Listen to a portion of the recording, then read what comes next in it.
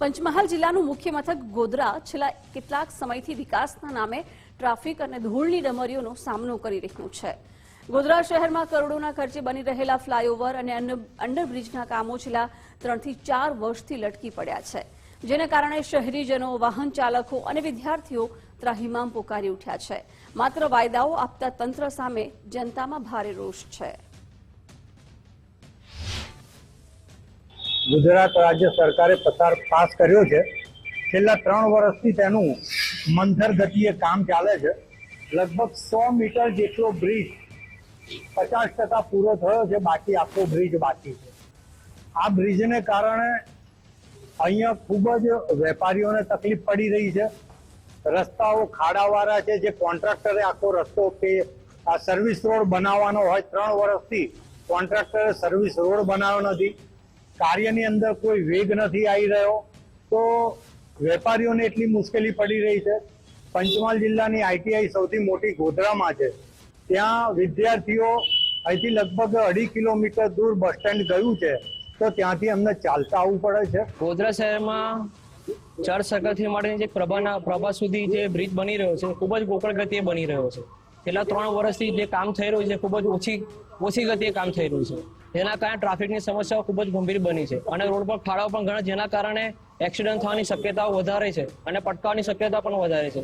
જ્યારે જીવન જરૂરિયાતના કામથી એમાં બહાર નીકળતા હોઈએ છીએ, ઓફિસના કામથી કે પછી ઘરના કામથી કે પછી બીજું કોઈ બી સમસ્યાઓ જે છે બધી ઘણી ગંભીર બની છે। સરકારને એટલી જ વિનંતી કરીએ જેટલી બને એટલું આ ગોકળ કે ચાલતું કામ બ્રિજનું જલ્દીથી પૂરું થાય। પંચમહાલના ગોધરા શહેરમાં વિકાસની ગતિ જાણે થંભી ગઈ છે। ગોધરા પોલીસ હેડક્વાર્ટરથી લઈને સરકારી આઈટીઆઈ સુધી ટ્રાફિકનું ભારણ હળવું કરવા માટે ફ્લાયઓવર બ્રિજ મંજૂર કરાયો હતું।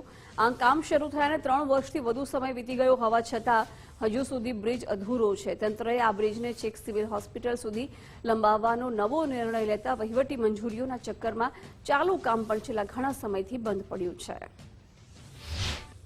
ચર્ચથી પ્રભા રોડ સુધી છેલ્લા 3 વર્ષથી ફ્લાયઓવરનું કામકાજ ચાલી રહ્યું છે, છતાં પણ હજુ પણ ફ્લાયઓવરનું કામ પૂર્ણ થયું નથી અને છેલ્લા 3 માસથી તો બિલકુલ કામ બંધ છે।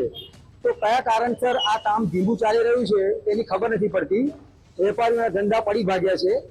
ગામડાની પ્રજા પાર્કિંગ ન હોવાને કારણે છતાં બસ સ્ટેન્ડ બી શિફ્ટ થયો હોવાથી ગરાગી બહુ જ ડાઉન થઈ ગઈ છે અને વેપારીના ધંધા બિલકુલ સુમસામ થઈ ગયા છે।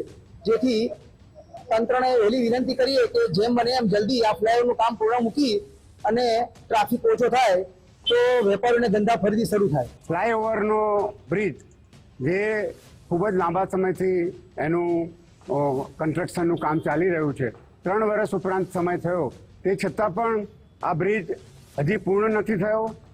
એવી જ રીતના પંચમહાલ જિલ્લાના મુખ્ય મથક ગોધરા શહેરમાં શહેરા ભાગળનો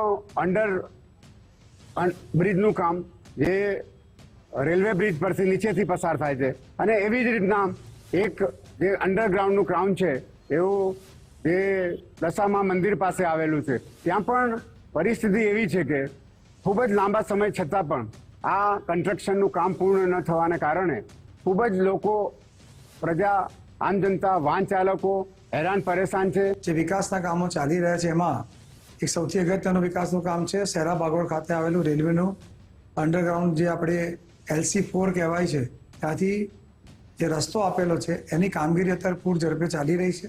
માનનીય ધારાસભ્ય શ્રી CK રાવજી સાહેબના અથાગ પ્રયત્નોથી આ કામગીરી ટૂંક જ સમયમાં પૂર્ણ પણ થશે અને પ્રજાના આનો ઉપયોગ કરવામાં પણ સહયોગ મળશે અને ટૂંક જ સમયમાં કામગીરી પૂર્ણ થવાની સંભાવના પણ છે અને અત્યારે વરસાદ પહેલા આ કામગીરી પૂર્ણ થાય તેમાં ફૂલ જોશમાં અત્યારે કામગીરી ચાલી પણ રહી છે।